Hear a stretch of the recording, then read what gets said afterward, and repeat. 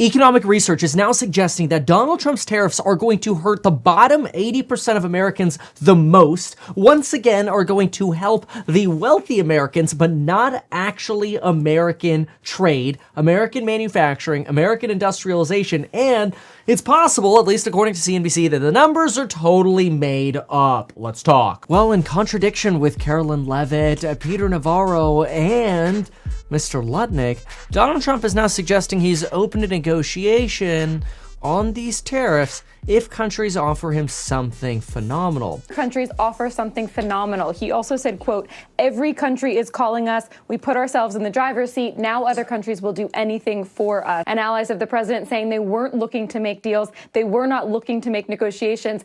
Now the president kind of changing that and saying as long as there's something good on the table, he's not specifying what that is, that he would be open to potentially lowering these tariffs at some point in the future. He also said that further tariffs will be coming. They hinted at this yesterday, but he says that tariffs on semiconductors will be starting very soon and that they're also looking at pharmaceuticals.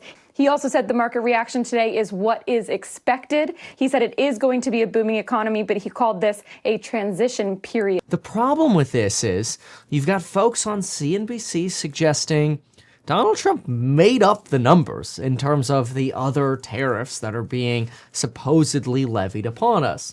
Now, we have questioned this in the data as well, and we're not going to rehash everything that I've already said because I don't want to sound redundant to you. We got the other videos you're welcome to watch on those. Instead, I want you to listen to this clip from CNBC, and we'll add commentary to it. Let's go. They're sparking some fears and questions about a global recession also. The White House said the new tariffs are pegged to amounts that other countries impose on the U.S. According to their formula, it's the size of a country's goods trade imbalance with the U.S. divided by how much we import from that nation.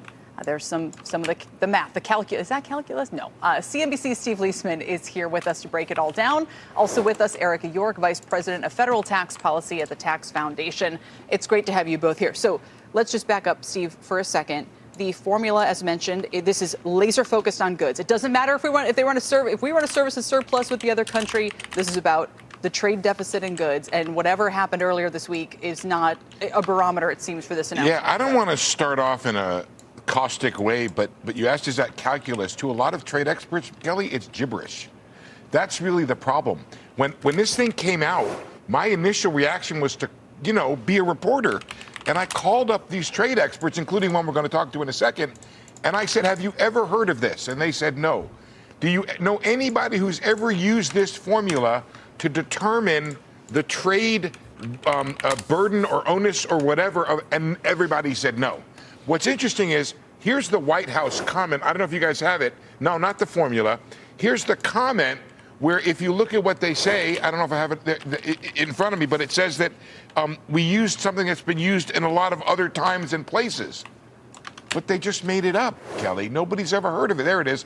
I want to emphasize, said a White House official, that these tariffs are customized to each country, and the numbers have been calculated by the Council of Economic Advisors using very, very well-established methodologies from the National Trade Economic Literature, but nobody's ever heard of it, Kelly. So I think they made up that statement and they made up that formula. This is problematic for Trump's ability to negotiate, because if other countries look at what Donald Trump is doing as basically saying BS and then trying to negotiate on top of a pile of BS, countries might call his bluff. Now, one-on-one, Donald Trump and the United States have a lot of power, but if we overplay our hand against everyone, we could end up in a situation where other countries say, you know what?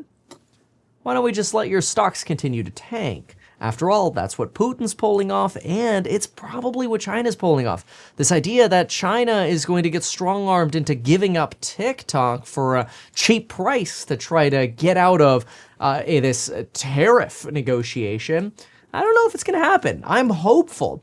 You and I and the all of Wall Street and the country, we were braced for something that might resemble and might be defensible, if arguable, as reciprocal tariffs.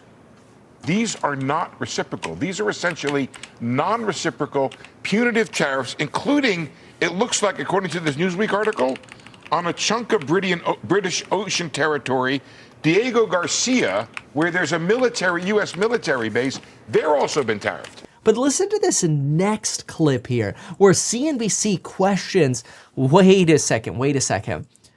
are we actually going to make the $600 billion that could help us prevent needing to pay taxes on anyone making an income of under $150,000? Is that potentially possible here? Well, let's listen in directly to CNBC's analyst, a consulting firm that comes in and gives us their answer. So the tariffs will create a tax burden on the U.S. economy, and it will be shared by workers and by business owners. Some companies may be able to pass their tariff costs on to retail prices.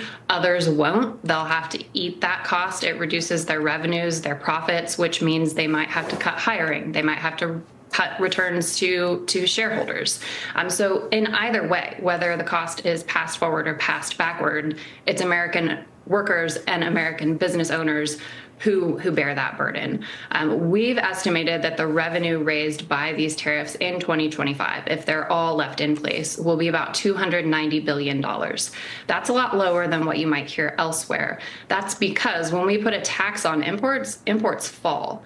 If you think imports are going to stay the same, you're out of step with the economic literature.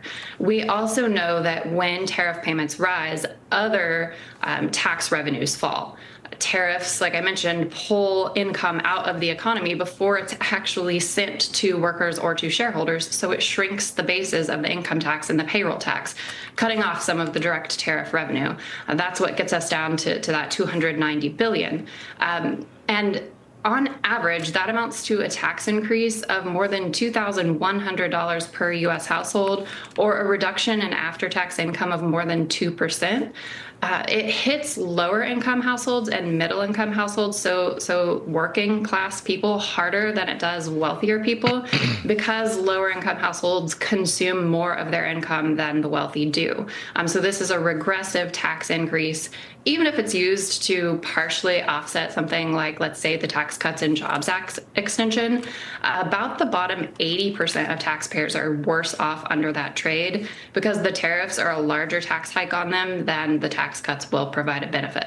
Now, so far, this lady is pretty intelligent, at least in my opinion. They're estimating that tariffs will actually generate less than half of what Trump is aiming at, that $600 billion, although he mentions trillions now, mostly because as tariffs and taxes go up, not only are you going to see trade go down, but you're going to see the money that's available in the economy from wages or business profits also go down. So that multiplier effect is just going to compress trade pretty dang heavily. So this is obviously really problematic, because it means Donald Trump's goals might not be achieved, and the credibility Donald Trump has from a position of negotiation may not actually be as strong. Now, hopefully other countries fold and we can go to a freer version of free trade that we had before, because obviously we had free trade asterisk before, with everybody tariffing each other somewhere around 1.5% to 2.5% on a trade weighted basis. Some countries a little more, some countries a little less. And then obviously on individual goods and services, some tariffs were a little higher, some were a little lower. But the weighted average tariffs were very low. They were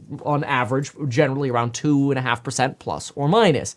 Now, all of a sudden, we're putting a minimum tariff of 10% on everybody else, 5 times what we've ever done before, and substantially more in countries like China or other areas within Asia, where tariffs are now anywhere between 30 to 54%, which is obviously extremely devastating for trade in those regions. So all of that put together, we hope that other countries will fold. That actually might be a sign of strength. The problem is the stock market, I don't know if it really believes it. In fact, if you look at the end of the day here, first of all, you can see we fell at the open, rejected at the 457 line on the Qs. We're sitting at 450 right now, but we fell in that last hour of trade in the day, which is a critical indication that institutions might actually be getting a lot of sell order flow from their clients.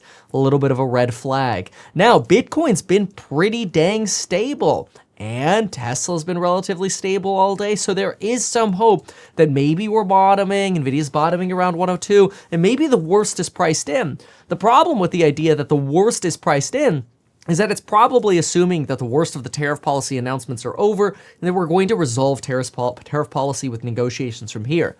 Hopefully, we just need to get it done before we hit a recession. Why not advertise these things that you told us here? I feel like nobody else knows about this. We'll try a little advertising and see how it goes. Congratulations, man. You have done so much. People love you. People look up to you. Kevin Paffrath there, financial analyst and YouTuber. Meet Kevin. Always great to get your take.